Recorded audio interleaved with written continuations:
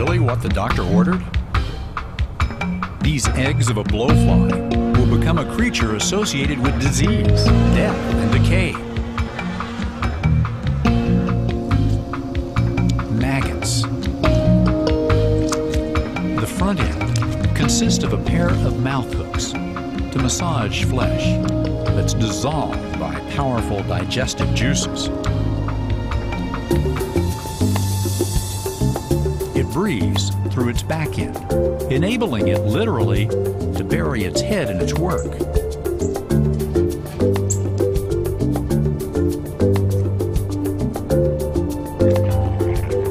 Disgusting, perhaps, but some doctors see them as highly effective at cleaning up dead or infected flesh. I personally think that these maggots are wonderful creatures. I consider maggots my microsurgeons. I consider them the facilitators of my patient care. I am amazed at what they do.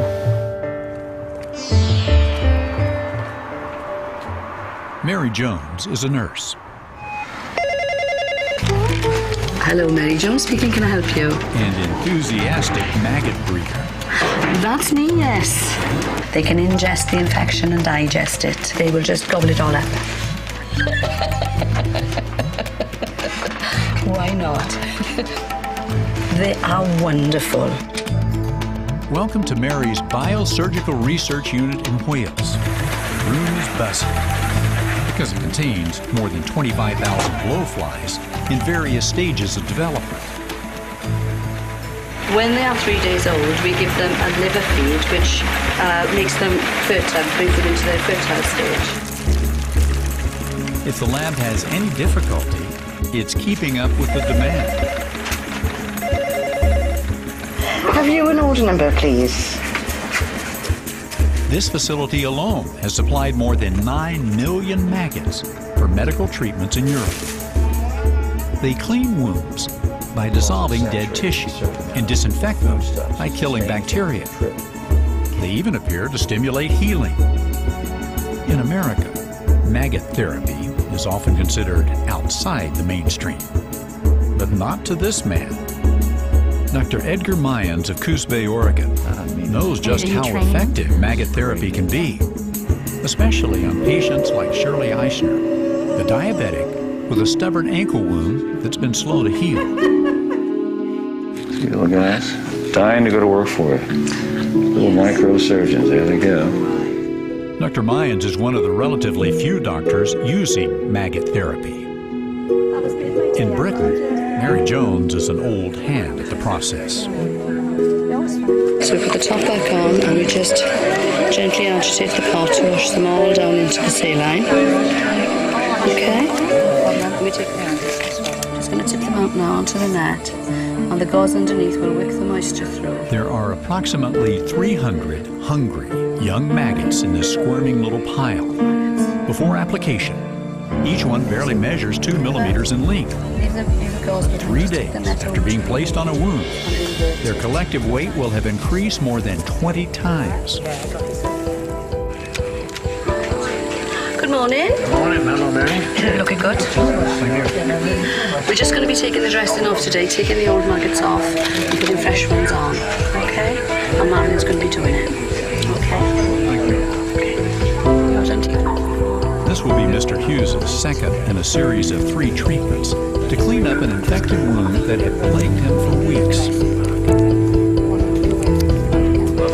It's beautiful, it's lovely and clean, and it's beginning to close in, it's beginning to get smaller, the edges are contracting in. That is a beautiful wound. Oh, dear me. Are you pleased with the results, Mr. Hughes? Oh, definitely. I mean, I'm in their hands, I know, but they are brilliant at their job. In America, maggot medicine was introduced during the Civil War.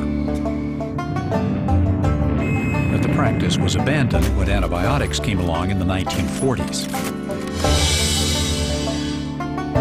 Its reintroduction here has been slow to catch on. Still, for some patients, the best medicine may be closer than they think. Cindy Kennedy suffers from diabetes. 4 months ago, she had an abscess taken from her abdomen that left a gaping wound. Conventional procedures are causing her so much pain that she can't cope. But if the wound is left untreated, infection might spread throughout her body and she could die. The solution? To place hundreds of live maggots into the wound.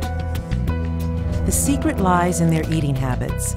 These maggots eat only dead flesh and leave healthy tissue alone. Dr. Terrence McDonald has been prescribing maggot therapy for 4 years. The maggots are a kind of a cleaning device for these wounds. Not only do they remove the dead tissue, which removes the food source for the bacteria, then their saliva has antibacterial effects. But to Cindy, the thought of maggots feasting on her body doesn't necessarily sound appetizing. I'm like, God, that is gross, you know, but they say it really gets the job done, so I'm willing to try anything. The 2-millimeter long larvae are specially bred for use at wound care facilities. These maggots are newly hatched and they're famished. If they can clean up the green and black decaying flesh, they might save Cindy from having it surgically removed. Before the day is done, she'll have as many as 700 maggots placed in her wound. For 48 hours, the hungry maggots will feed on her diseased flesh.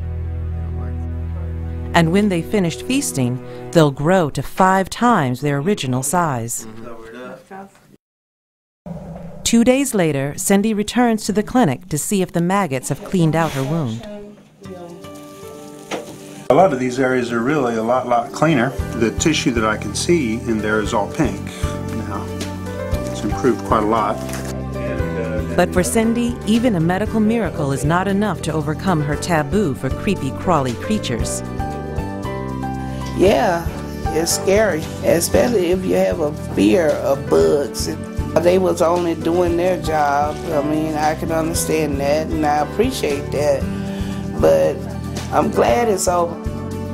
If maggots can overcome their taboo reputation, these creatures of death may keep eating their way to saving lives.